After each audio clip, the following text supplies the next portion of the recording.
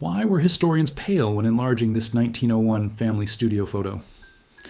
Dr. Elizabeth Carter scrolled through another batch of digitized photographs on her computer screen. The November afternoon felt quiet in the University of Pennsylvania archives office, the only sound the gentle hum of her computer. As a historian specializing in early 20th century immigration, she had examined thousands of similar images, formal studio portraits of immigrant families, carefully posed and stiffly dignified. This particular collection came from a Philadelphia photography studio that had operated from 1887 until 2003. The owners had preserved decades of glass plate negatives, and Elizabeth's team was digitizing them for a project documenting the city's German immigrant community. The photograph on her screen seemed unremarkable. Dated March 1901, it showed a family of 5 in typical formal arrangement.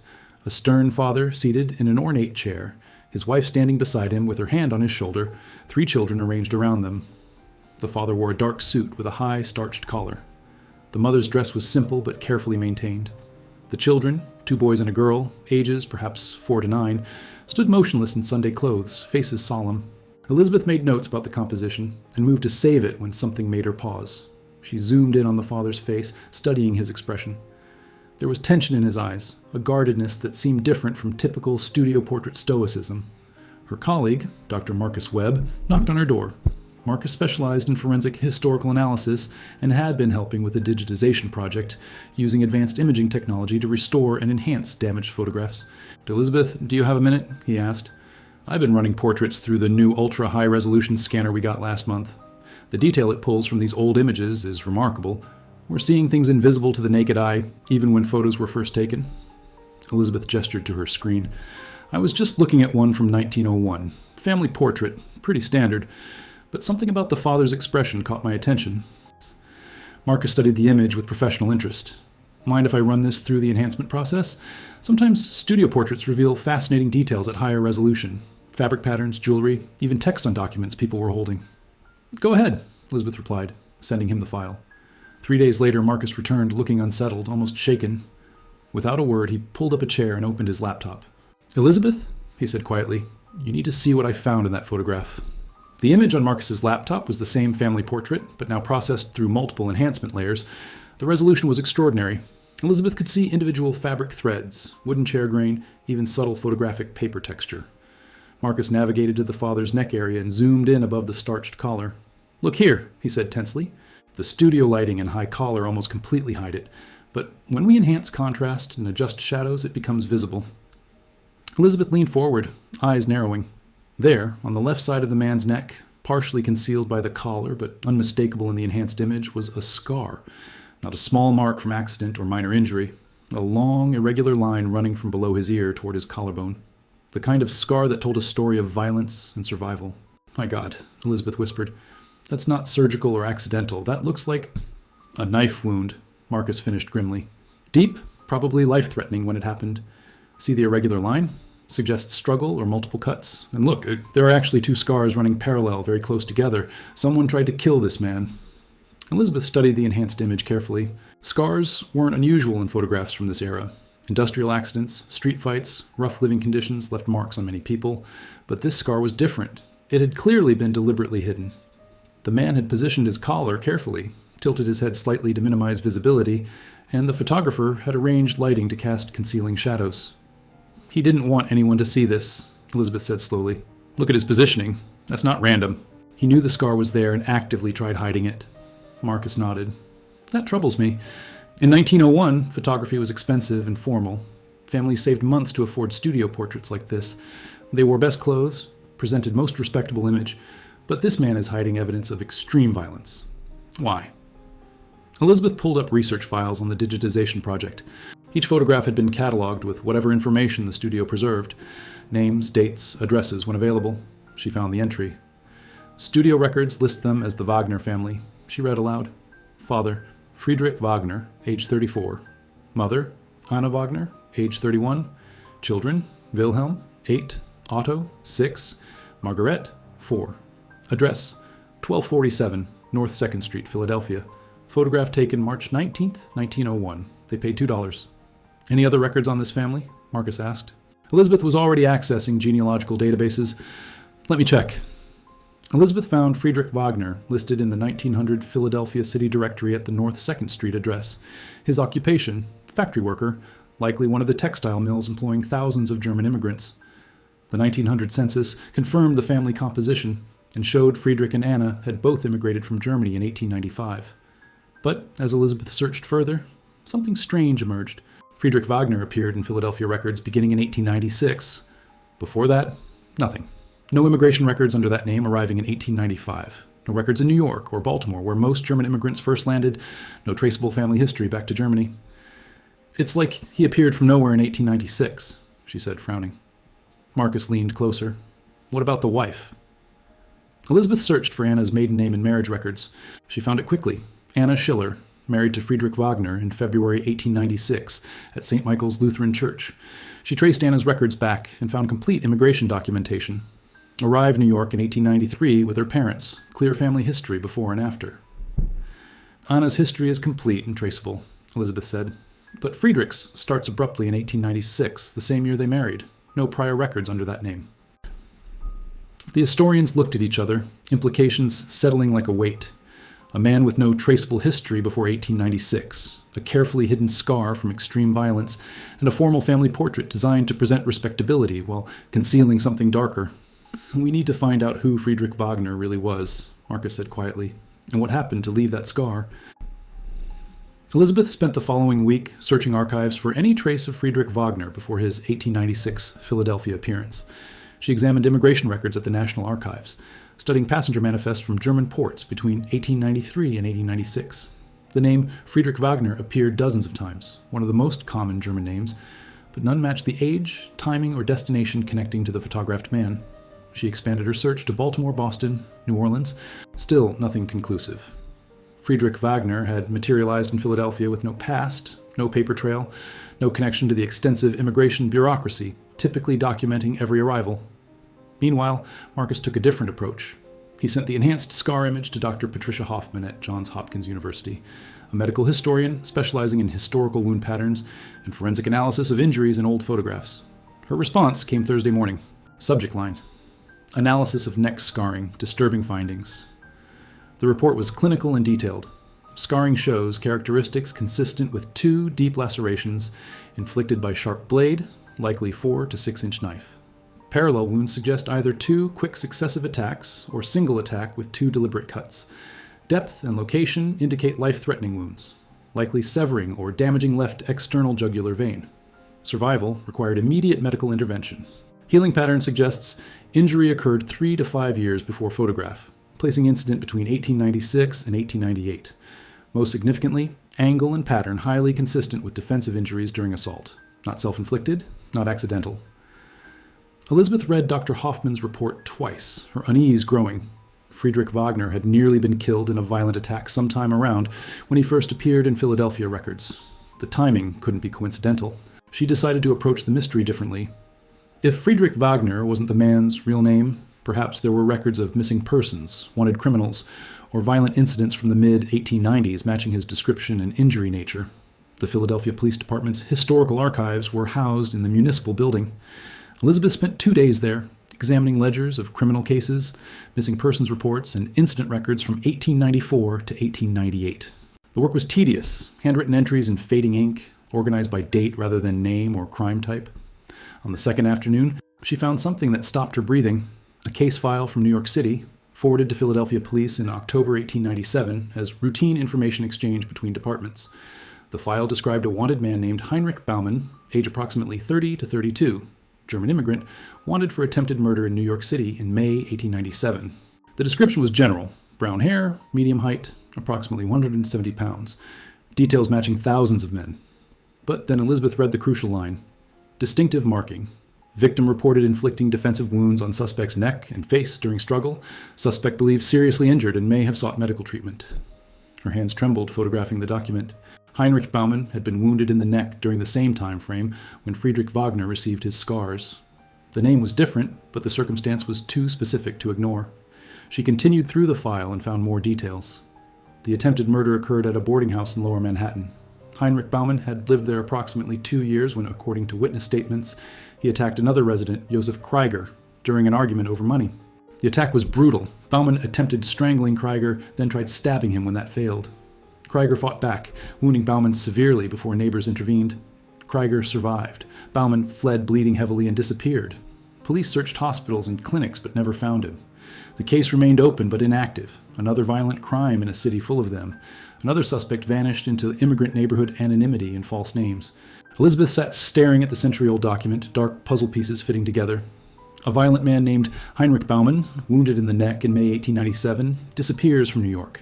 Months later, a man named Friedrich Wagner appears in Philadelphia with no prior history, marries quickly, starts a family, and hides a neck scar in every photograph. It seemed almost impossible, but the evidence was there, waiting for confirmation. Elizabeth returned to the university and shared her findings with Marcus. They spread documents across her desk: the enhanced photograph, Dr. Hoffman's analysis, the New York police file, Philadelphia city records, and began cross-referencing every detail.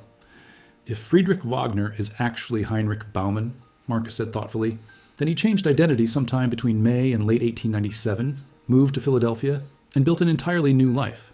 But why Philadelphia specifically? Elizabeth had been considering the same question.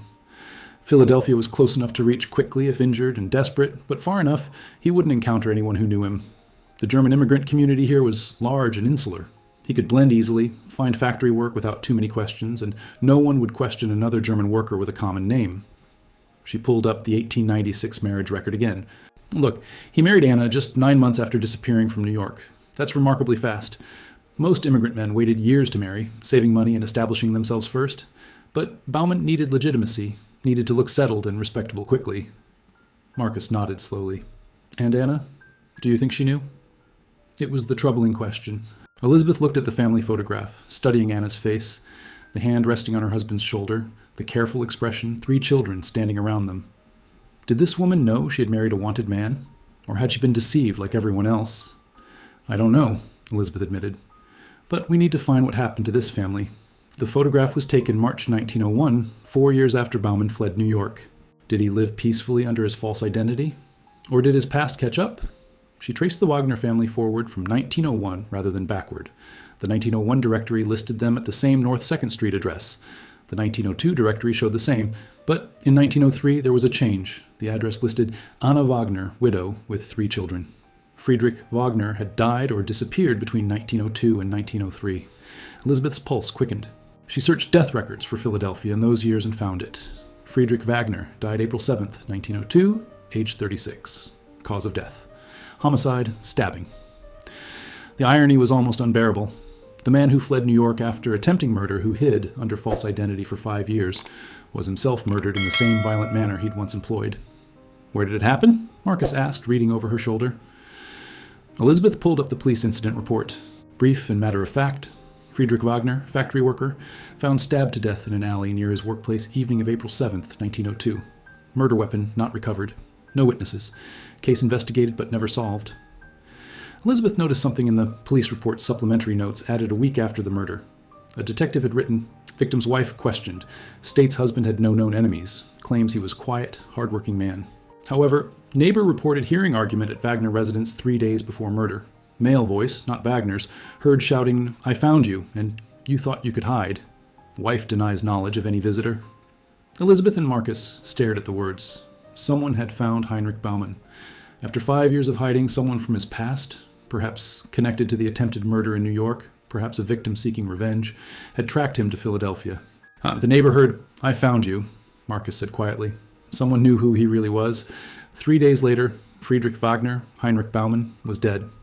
To understand who might have killed Baumann in 1902, Elizabeth needed to learn more about his 1897 victim, Josef Krieger, the man Baumann had tried to murder in New York. She returned to the New York police file and found additional details initially overlooked. Josef Krieger had been 38 at the time of attack, also a German immigrant, working as a skilled carpenter in Manhattan.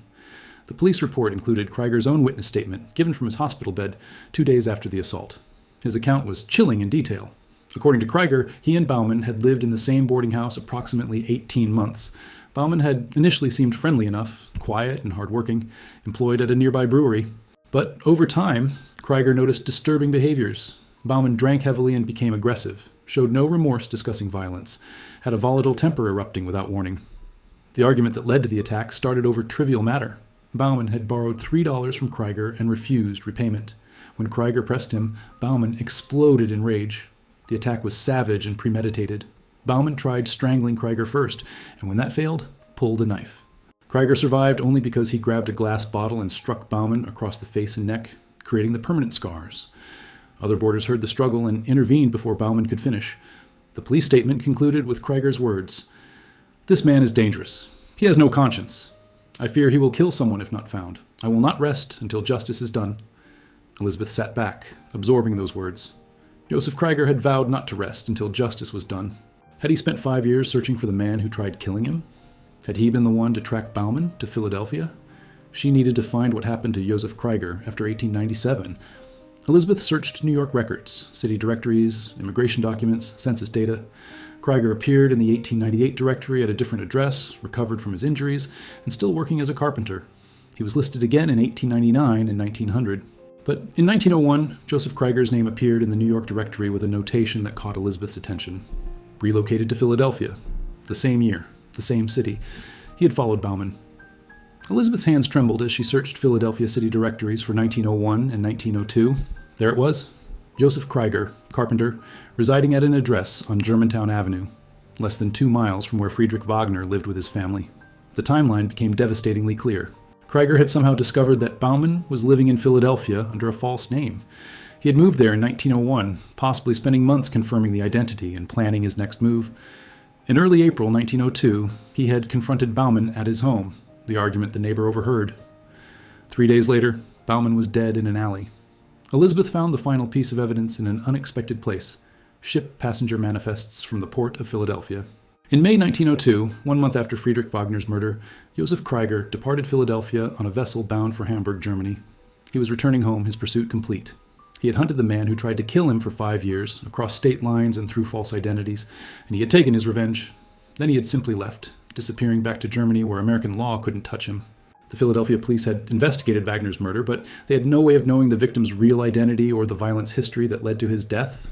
They were looking for random street criminals or robbery gone wrong. They never knew they were dealing with a calculated act of vengeance by a man who had traveled hundreds of miles to settle a blood debt.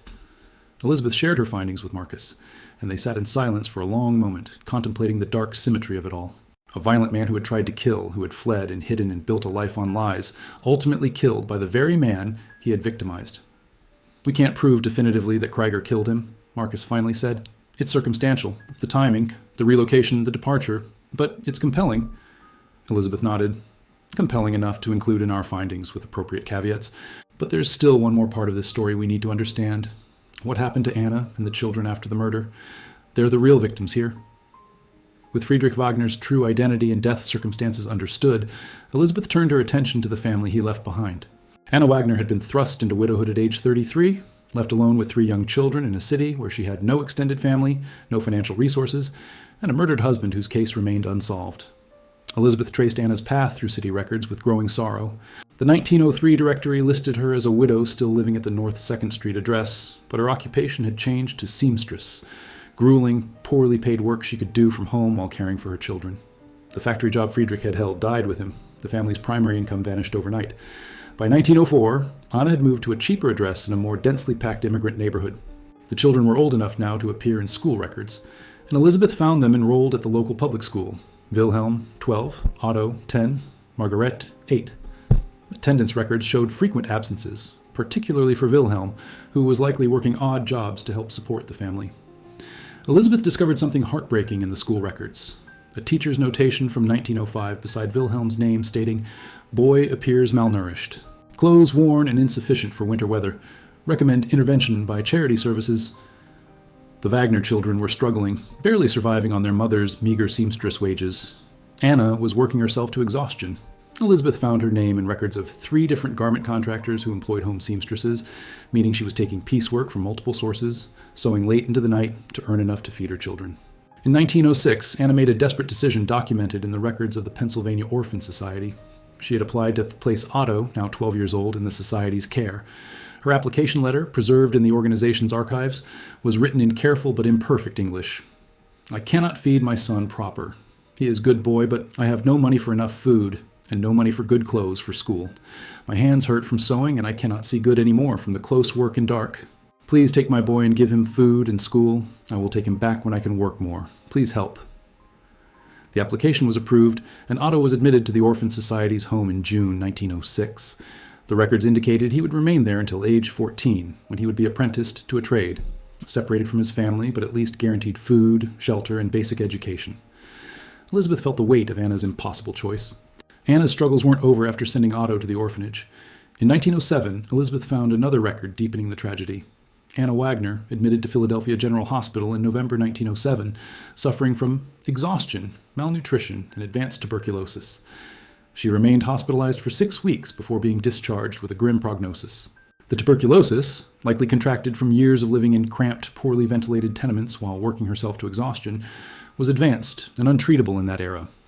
The hospital records noted she had 2 children still at home and asked repeatedly about her son in the orphanage, wanting to see him before it was too late. Elizabeth searched death records with a heavy heart, knowing what she would find. Anna Wagner died on March 22, 1908, at age 39. The death certificate listed tuberculosis as the cause, but Elizabeth knew the real killers were poverty, overwork, and the burden of secrets she may never have fully understood. Anna was buried in a potter's field, a mass grave for the poor who couldn't afford individual plots. There was no headstone, no memorial, just a notation in a ledger. Wagner, Anna, unmarried. The clerk, apparently unaware she was a widow, or perhaps the distinction didn't matter for someone buried in a pauper's grave. Elizabeth sat in the archive's reading room, tears blurring her vision as she contemplated Anna's life. A woman who had married in good faith, raised 3 children, worked herself literally to death trying to provide for them, and died alone in a charity hospital, buried in an unmarked grave. She had done nothing wrong, yet she had paid the ultimate price for her husband's violence and deception. The photograph from 1901 now carried even more weight. It showed a family that looked respectable and hopeful, captured in a moment before everything fell apart. Anna's hand resting on Friedrich's shoulder, not knowing who he really was. The children standing proudly in their best clothes, unaware that within 7 years they would be scattered, one in an orphanage, their mother dead, their family destroyed. With Anna's tragic death documented, Elizabeth knew she needed to trace what happened to the 3 children, Wilhelm, Otto, and Margaret, who had been orphaned by ages 14, 12, and 10, respectively. She started with Wilhelm, the oldest, who at age 16 had suddenly become responsible for himself and his younger sister after his mother's death. School records showed he had stopped attending classes in early 1908, immediately after Anna died. City directory listings indicated he found work as a factory laborer, likely in one of the textile mills that had employed his father. In 1910, the census recorded Wilhelm, now 18, living in a boarding house and working as a machine operator. There was no mention of his sister Margaret in connection with him. Where had the 10-year-old Margaret gone when her mother died? The answer came from the records of the Catholic Home for Destitute Children, a Philadelphia orphanage run by the Sisters of Charity. Margaret had been admitted there in April 1908, 1 month after Anna's death, listed as orphaned, no living relatives able to care for her. The notation indicated she had an older brother, but he was unable to provide a suitable home for a female child. Wilhelm, barely more than a child himself, working exhausting factory hours just to feed himself, had made the agonizing decision to place his baby sister in an orphanage, rather than try to keep her in his cramped boarding house room. It was the same impossible choice his mother had made with Otto 2 years earlier. Margaret's records showed she remained at the orphanage until 1916, when at age 18 she was placed in domestic service with a wealthy family in the suburbs. This was standard practice. Orphanages trained girls in household skills and then placed them as maids, cooks, or nannies. Otto's path was somewhat different. The Orphan Society records showed he had remained in their care until 1910, when at age 16 he was apprenticed to a printing company, a skilled trade that offered better prospects than factory work. Elizabeth traced Otto through subsequent city directories. He completed his apprenticeship and became a journeyman printer. In 1920, at age 26, Otto married a woman named Ruth. They appeared together in the 1920 census, living in a modest but respectable neighborhood, Otto working as a printer, Ruth as a homemaker. Of the 3 siblings, Otto seemed to have achieved the most stable life. But Elizabeth noticed something poignant in his World War I draft registration. When asked to list his nearest relative, Otto had written none. At age 24, he had no contact with his brother or sister. The Wagner family had been completely fractured. Wilhelm's later life proved harder to trace. He appeared sporadically in city directories through the 1910s, moving frequently between boarding houses and factory jobs. In 1918, he registered for the draft and was inducted into the army, serving in France during the final months of the war. He returned to Philadelphia in 1919, but his path afterward became unclear. Elizabeth found one final record of Wilhelm from 1924, a death certificate listing Wilhelm Wagner, age 32, cause of death, accidental, workplace injury. He had been killed in a factory accident. He died unmarried, no children, no family listed, except sister, whereabouts unknown. He was buried in a veteran's cemetery, his military service granting him a dignity in death that had eluded his mother. Elizabeth began preparing the findings for publication, working with Marcus to document every detail carefully and ethically. They contacted descendants of Otto, who still lived in the Philadelphia area, explaining what they had discovered about the family's tragic history. The descendants were shocked to learn their ancestor's father had been a violent criminal living under a false identity, but grateful to finally understand the fragmented family stories passed down through generations. In September 2019, Elizabeth and Marcus published their research in the Journal of American Immigration History, accompanied by the enhanced photograph showing the hidden scar. The article detailed Heinrich Baumann's crime, his years hiding as Friedrich Wagner, his likely murder by Josef Krieger, and the devastating impact on Anna and her children. The photograph that had hung forgotten in an archive for 118 years now told its complete story, not just of one man's violence and deception, but of the innocent family that paid the price. Anna's hand resting on her husband's shoulder, unaware of the darkness he carried. The 3 children standing proudly, their futures already doomed by secrets they couldn't know. The scar in the photograph, hidden for over a century, had revealed a truth that changed everything. Not because it exposed a criminal, but because it illuminated the real victims. A widow who worked herself to death, children scattered to orphanages and hard labor, a family destroyed by one man's past. When people looked at the photograph now, they saw what had been hidden. Not just a physical scar, but the invisible scars left on innocent lives by violence, lies, and the inescapable weight of the past.